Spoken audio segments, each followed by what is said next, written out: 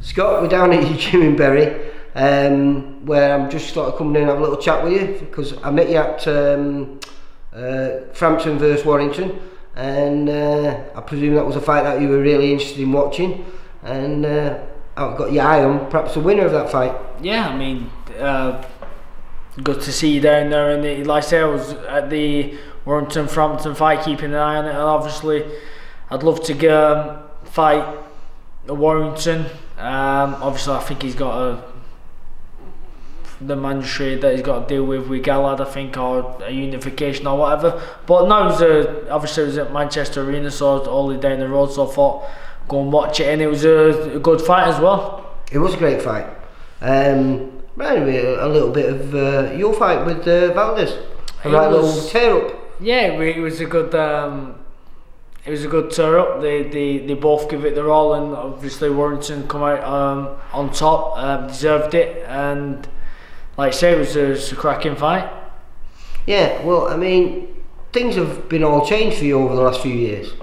I mean, you first started your career down at Moston Collyhurst, went over to Gallagher's, and then what? Close on 2 years ago, you went to America. Yeah, 2017. Went over. And then linked up with Freddie Roach, and to be honest with you, it's probably most enjoyable. I'm really enjoying it over there, to be honest with you. I feel like I'm getting better. People can say different, but now I feel like I'm improving, enjoying my boxing again, and like I say, it's good being out there in the warm weather. Yeah, it must make life a little bit easier than being here when it's freezing cold. Well, do you feel that you're 30 years old now, yep. Still in your prime of your career, but do you feel you're still learning more? Yeah, I mean, I think if I didn't think I was improving or learning and getting better, I'd pack it in. Boxing is too hard of a sport to stay in and just fight for the sake of it, you know. I believe I can become world champion again, and if I didn't believe that, then I would tell you now I wouldn't carry on boxing. You know, that's the drive and the desire is still there. And being in America, I feel like I'm getting better, training with Freddie, coach. I feel like I'm improving, and when I feel like I'm improving, I'm enjoying my boxing. Well, they say a change is as good as a rest. Oh, a massive change for you. Like you say, you know, you've been in, arguably, you know, when you started at Moston Collyhurst, that was a phenomenal gym. You had, what, I think Robin Reid would have still been there? Yeah, Robin Reid, Michael Jennings, Gary Lockett, Tony Doherty, Matthew Hall. There was a lot of fighters in the gym, and there were a lot of fighters to look up to, and like I said, Collyhurst and Moston, training under Brian Hughes, my first, you know, coach. He was the one that taught me the foundation and the art of boxing. One of the biggest influences in boxing for you? Oh, definitely. I wouldn't be where I am today or achieved what I have achieved so far in boxing if it wasn't from the start and the foundations building from, you know, Brian Hughes. Well, how old were you when you met Brian? Because you were a kickboxer originally, and a very good kickboxer as well, weren't you? Yeah, I did Thai boxing from the age of... Oh, I said it again, didn't I? I said kickboxing. Kickboxing's for girls, Thai boxing's for men. Yeah, I did Thai boxing from the age of 10 till I was 16, and then I first went to Brian Hughes' gym when I was just before turn 17. Did you have any knowledge at that age that you were going to be a world champion? Was that always your desire, or did you just wanted to find out how good you could be? No, I always believed in, always wanted to be a world champion. That was my aim, and that was always my vision. So and I believed I could become a world champion. So even when I was Thai boxing, I still always said I was going to, you know, in my head I was going to go into boxing and I was going to become world champion. That was, you know, like I say, a vision that I always had. And I was just since the days of thinking it in Thai boxing, I was just work towards it.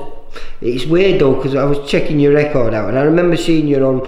Obviously, I worked for Steve Wood at VIP, and you fought on a couple of our shows, and you fought on a lot of shows when Steve was co-promoting with Frank Maloney. But when you look on the undercard, there's so many great fighters who've come through this route that you've started. You know, not being a superstar. Yeah. You know, the likes of well. Perhaps he was a superstar at the time because he had such a good amateur record. But Carl Frampton was on the undercard of shows. Josh was on the undercard. Matty Askins, you know, all these fighters that are doing well now all started on these little small sport hall shows. I didn't have a big amateur career. I won the junior ABAs and boxed for Young England. I had 12 amateur fights. So you did a lot then in 12 amateur fights? Yeah, but what means when I first turned professional, I wasn't. Nobody really knew me. I didn't turn professional with a big promoter. We turned professional with Wally Dixon. So I was coming through on real small hall shows and building, because I didn't have many amateur fights. It was about it was Brian's idea, and it was the best thing really.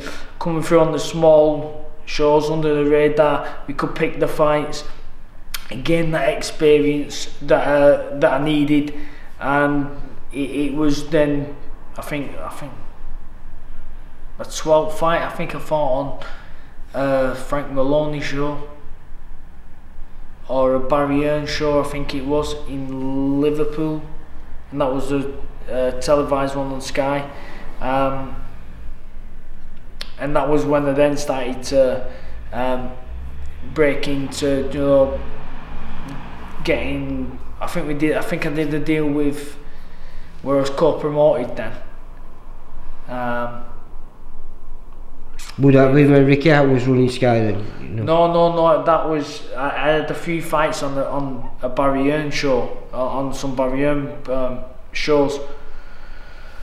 So, and that was through Wally Dixon, you know, doing bits. So I got a couple of appearances on TV because they showed my fights because I got some knockouts. So then I started to get more people would hear about me more, and then obviously I can't think what year it was when I signed. I think it took off really when I signed with Ricky Hatton. Yeah. And that's when I need to start to make progress and, you know, get some bigger fights and get more publicity. And then. But we was just talking before, and I didn't realise, you know, your 35 wins, 26 stoppages. Yeah. And as majority of them were at super bantamweight, that's a pretty phenomenal record. Yeah, I can punch a bit. Just got to you know, keep working hard, and, you know, like I said, I've always been able to punch a bit, but a lot of it as well is, you know, technique, the way punching correct, and that was one thing at Colliers. I was, you know, taught how to punch, you know, turn the knuckles over, really the foundations and everything that I do still go through now and still practice are the same foundations that I was, you know, taught from Brian Hughes. Do you still keep practicing? Are you saying to before you're standing from that mirror and you go over and over and over again? I don't get bored. I practice the things that people would get bored of practicing, but there's such fine details that can make a big impact. And like I said, sometimes I stand in front of that mirror for an hour and just practice slipping, practice punching, different drills, and it's the things that people find boring. Yeah. I don't, and you feel that's the difference. That's what makes you a champion. Yeah, it's the little things that, you know, everybody does the certain things that they can find which aren't boring, and like you can go and whack the bag for don't know how long. Well, that little story you told me before about you and Crawler when you were over in America, you want to just give that? Oh yeah, I mean, obviously when we was training at Joe's,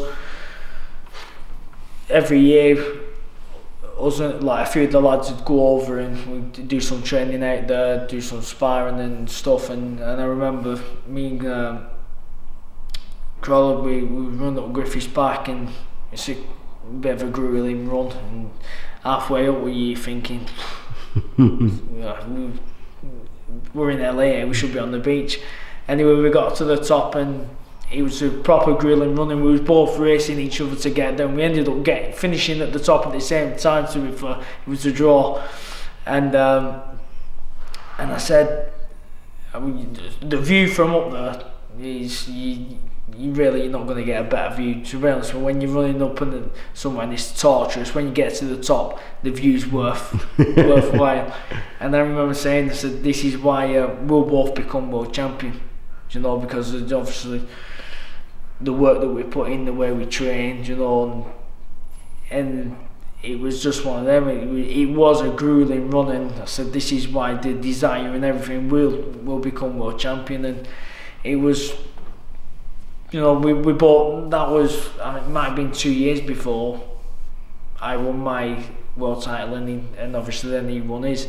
And it just shows that if you want something bad and you work hard for it, you know. Well, this sport is brilliant, isn't it, for that? Because hard work does pay off in boxing, doesn't it? Hard work pays off in anything. Do you know? And sometimes you can work hard and it doesn't work out.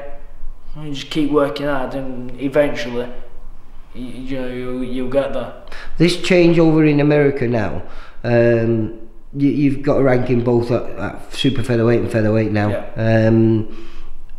Are you happy to stay at super featherweight, or if an opportunity comes back, like say to fight Josh, or a rematch with Carl, or any of these big fights? I mean, super featherweight or featherweight, I can make featherweight no problem. But also I felt good at super featherweight last time.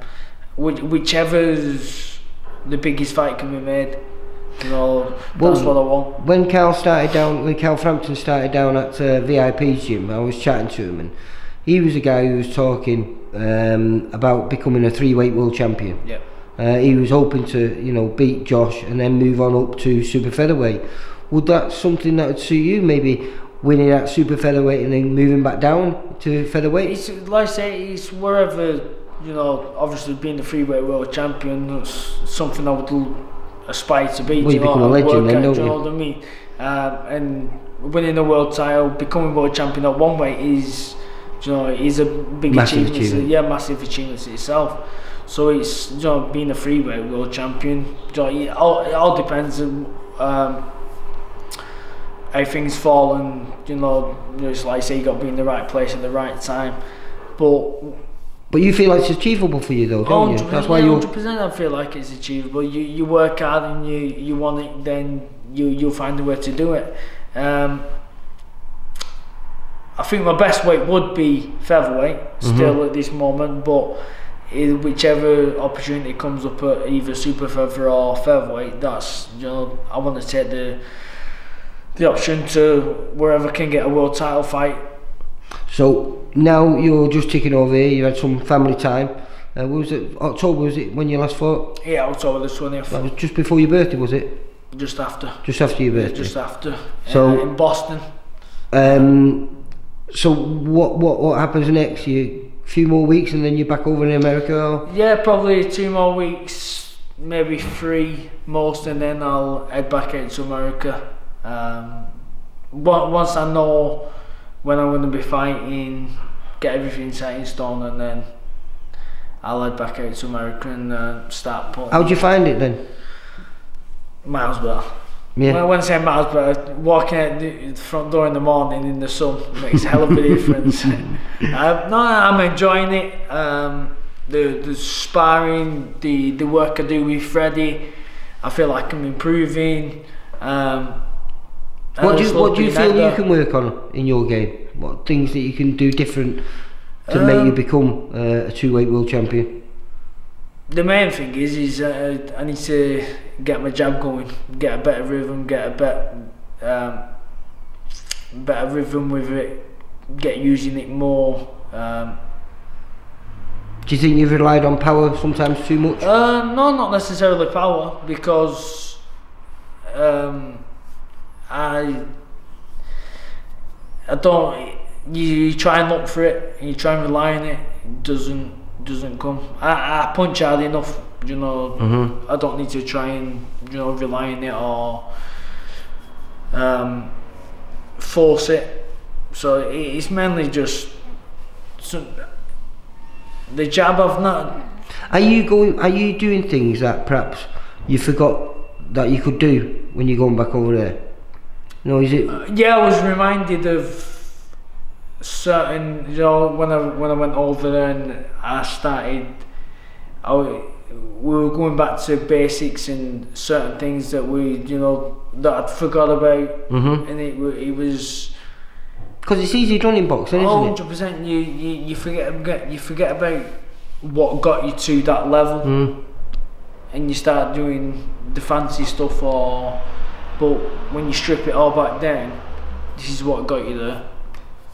Get back to doing the basics, you know, the fundamentals. Yeah. You know, because I think Anthony Gogo's just come back and he just put a little tweet out and he was talking about that, you know, the jab, everything comes off it, and back to basics.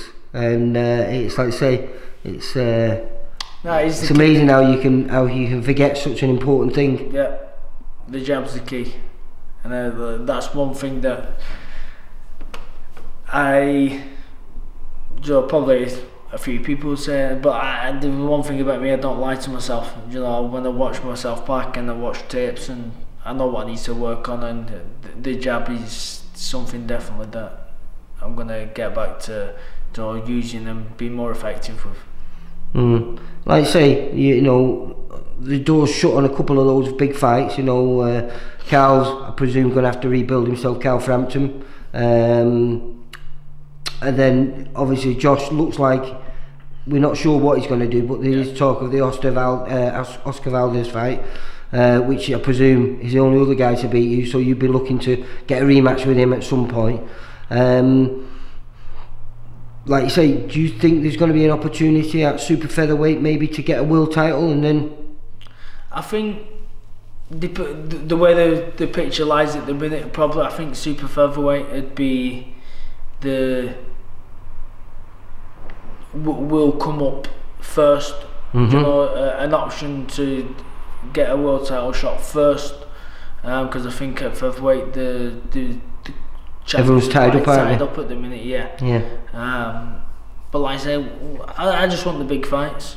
You know, so whether it's an eliminator that I need to have to put me in the position to fight for a world title, it makes no. I suppose you would have gained quite a few fans from that fight with Valdez last time out there, so I presume that's not going to be hard to put you on the shows over in America. No, and then obviously my fight in Boston as well was a good one. Like I said, went out and just blasted someone out that didn't really.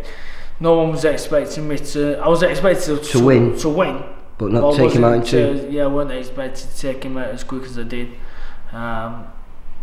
So I'm back on the right track. So the future's bright. It is indeed. Well, listen, Scott, it's been a pleasure. We've had a good long chat, and it's nice to know that you're still hungry, mate. I'm very hungry. The hunger's still there. I'm starving. Alright, Scott, good luck with what comes your way, mate. Take care. Thank you.